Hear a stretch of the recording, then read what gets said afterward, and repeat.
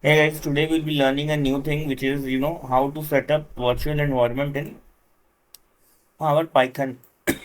So any project which we will be learning in this series, we will be creating a virtual environment and we will be installing our packages in that environment only. So for doing that, this is my folder Python dev and here I want to create a virtual environment into it. So this is the command for it, Python m venv. So this is I have done for Windows. For Mac and Linux, it is different, but you can search on Google or on ChatGPT on how to do it. After creating a virtual environment, we have to activate that environment using this command. When scripts activate, this will activate this and after being activated, you will see this particular thing into our prompt.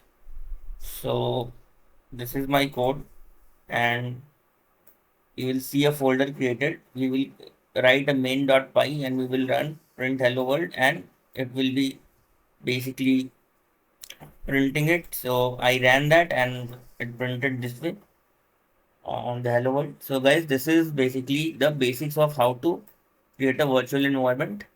And so please like, share, subscribe this video and stay in touch. Thanks.